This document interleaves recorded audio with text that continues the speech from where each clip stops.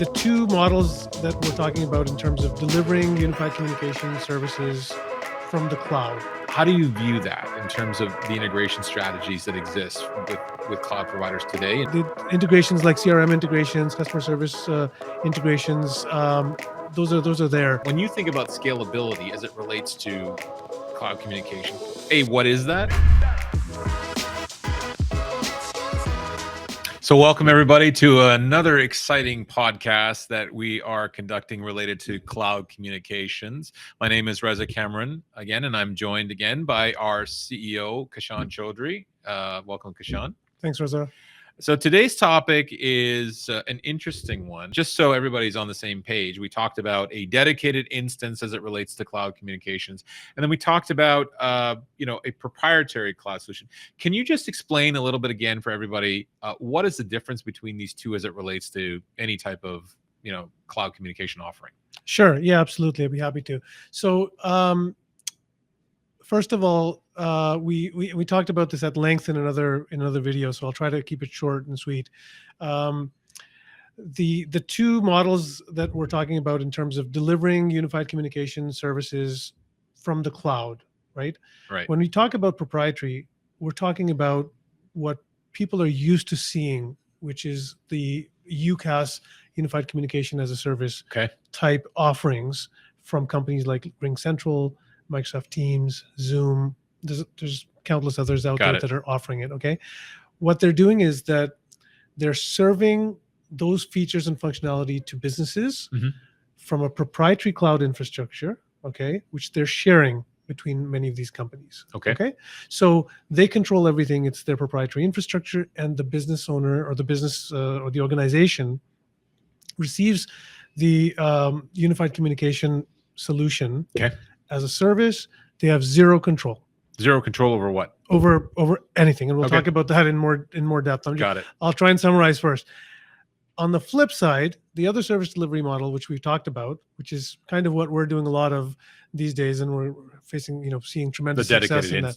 That's the dedicated instance, where it's still a cloud solution. It's still delivered as a service, right? But it is a managed, dedicated UC solution that is in the basically running on a dedicated instance in the public cloud. Public cloud being examples of public cloud being like Amazon Web Services, AWS, Microsoft Azure, and Google Cloud. Those are the top three. There's others as well, but basically taking this robust and powerful cloud infrastructure that's there already, that's very hard to match, and leveraging the economies of scale that these behemoths have created, and using that reliable infrastructure to run a dedicated, fully managed UC platform, which provides a much more powerful solution that's more flexible, that offers more control, and ends up being tremendously more cost effective. So you talked about those things. So let's get into the details of it. So when we think about business continuity, planning, and control, right? So that's a very broad area, but when we think about that, how is this different from what you define as, a proprietary cloud, the Microsoft Teams of the world and RingCentrals of the world, versus what you described as a dedicated instance? Which one is better?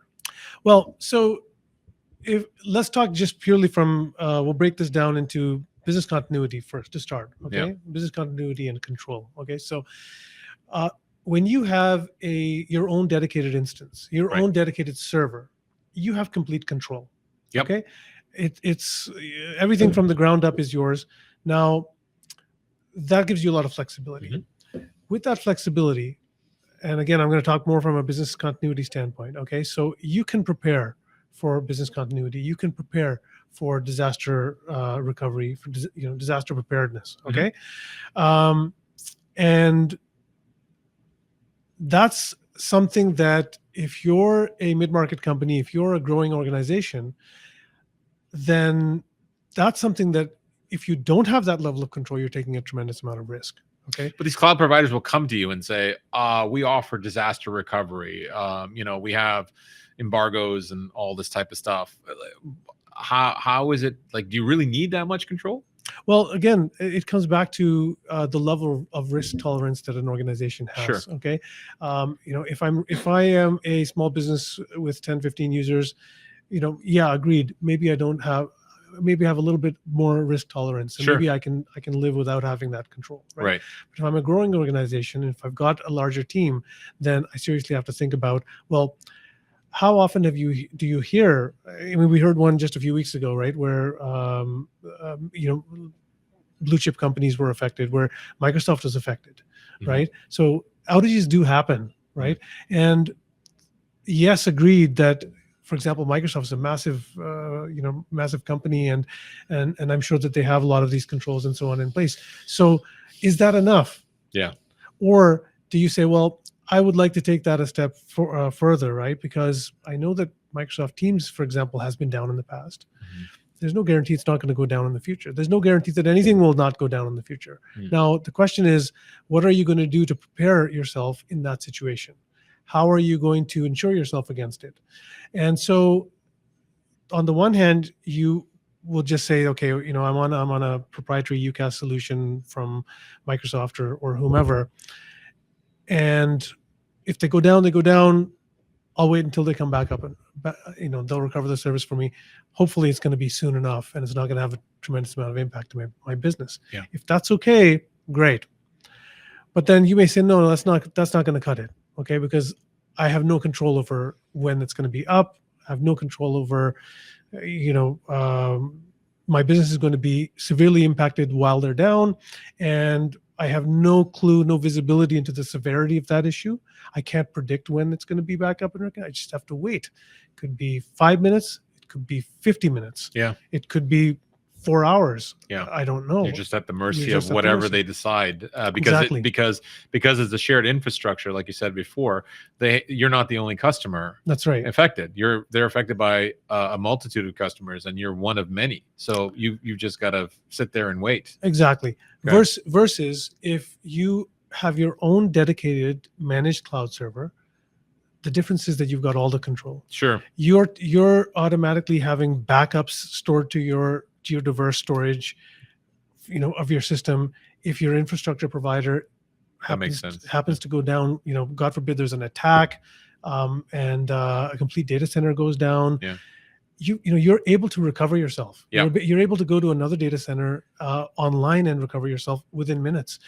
You can create auto failover solutions. Sure. Right. So it puts the control of business resilience, disaster recovery planning back in your hands, which is fantastic. I think at the end of the day, that's a big thing. So let's go on to the next topic, because I think clearly this has been something that's great. But let's talk about integrations, right? So integrations is a big buzzword that's been around, and we've heard, from a traditional proprietary cloud or the UcaaS side of the Teams and everything else, that they have integrations. And there's, let's call them surface level integrations, but with a dedicated instance, there's an opportunity to get into more deeper set of integrations. How do you view that in terms of the integration strategies that exist with cloud providers today, and what's the difference between the two? Yeah. So, I mean, when you look at the proprietary solutions, the UcaaS offerings out there, Yep. Because they're sharing a common infrastructure, then inevitably, they have to cater to kind of the common denominator, so to speak, right? Sure. So they have to basically have a level of service that satisfies most users' needs. There's no room for customization or flexibility there, right? Yeah. So if you happen to align with what's being offered, that's great. But if you don't, then you don't really have any flexibility. Yeah. So right? what I've seen personally, like in terms of these UcaaS, the UcaaS providers in the market, when I think of surface level stuff, I'm thinking about, integrations with like with Salesforce, an example, where I can have a dial-up box that shows up built within Salesforce. So some basic note taking, right? Exactly. Yeah. Very, very high level stuff, or an integration with HubSpot that says I made some notes and now I can dump it into HubSpot, right? Yeah. They all seem to be the same. So it's the same type of service in terms of a physical dial-up box or putting some basic data, but it doesn't really go beyond that. So what about what about on the dedicated service side? Is it the same thing? Well, on the when you have full manageability and full control, if you have your own dedicated instance, it gives you a lot more flexibility. Okay, Right. so of course the integrations like CRM integrations, customer service integrations, those are there. Sure. But if you need to go deeper, if you need to, for example, you're in the hospitality business and you need to integrate with, a property management system for a hotel property, Right. it requires a little bit more. If you have any backend databases where you need to be able to integrate your call flows and your communication platform with, it could even be a proprietary interface. Meaning a business that has their own system in Their place own system, their own database, and they need to authenticate users. They need to authenticate pins and things like that. Right. And you need to integrate that with call flows. I mean, there's a lot of customizability. Yeah. You can do a lot of those things with your own dedicated solution, which Right. you really can't with when you're sharing somebody's proprietary. Fantastic, right? So again, depending on the complexity of the business and what they really need in terms of those deep level integrations, they have a lot more that they can do based on that flexibility. Because I know there's APIs that are also offered on both sides, but again, those surface level APIs that I've seen, you can't really do much with them. So I think what I'm hearing is the customizations on the dedicated service side gives you breadth and depth. Absolutely, is, right? Absolutely. So let's talk about the next area. Let's talk about scalability. When you think about scalability as it relates to cloud communications, what is that? And then how is that different from dedicated versus proprietary? Yeah, when we talk about scalability, right, we have to look at it, from the perspective of being able to scale, but B, from the perspective of the cost of scaling, right? Because at the end of the day, operational costs are, definitely something that organizations are looking at, right? This is infrastructure that you absolutely need to have, right? You've got to be able to manage the complete communication solution for the organization. And as your organization is growing, right, what happens to your operational costs? Sure. So being able to scale, yeah, I would argue that both solutions do offer you some scalability, right? But the question is, can you cost effectively scale? And that's really where the dedicated server solution, I believe, comes out way, way ahead, because cost-wise, as opposed to saying, okay, I've got 100 users and I'm paying whatever X, $20, $25 per user per month. And, as my organization grows, and especially if I'm growing quickly, those operational costs are going to start going up, right? They're directly proportional with the number of users that you've got. Versus if you have your own server, you're not in this per user model anymore. Right. Okay, you basically create a system that you believe is sufficient for the size of your team, and as the size of that team grows, it's not a linear, model, right? So if you got 100 users and you added 5 or 10 more people this year, your costs most likely are not changing at all. Maybe if you even added 20, you have enough buffer, unless you get to a point where the overall combined communication, traffic and load gets to a point where you max out your technology limits, that maybe you have to scale a little bit. Yeah, because it sounds like the law of diminishing returns, and going back to my economic days, right, where from the proprietary UcaaS side, or the Microsoft Teams and RingCentrals, and they have that OpEx model of per user basis, you're going to reach a stage where the costs, on that per user basis, because it's the same for everybody, becomes astronomically expensive as you grow into mid-market or enterprise level. I mean, it's not going to be cheap, versus what you described as that dedicated instance that says, what, I know my organization, I know my growth trajectories. The cost per user over a larger dedicated instance is it's more cost effective, because I have some of those investments in place, so that I guess that per user charge, or whatever we want to call it, in that dedicated instance, or adding on additional users, it doesn't necessarily require the same level of OpEx cost that you would have on a UcaaS perspective. It's much more cost effective, lower cost, because you're planning out an entire system deployment, right? Yeah. So when we talk about control, right, that control comes down to OpEx as well. You've got more control over your OpEx, right? Right. The economies of scale are actually in your favor as a customer versus in the service providers. Yes, right? I can see that. Well, this has been a great discussion again. Once again, Kashan, thank you for sharing all your knowledge and wisdom in these areas. Our folks in podcast land, we thank you so much for joining us again today. And we hope to see you guys all in the next podcast related to all the great things in communications. Thanks again.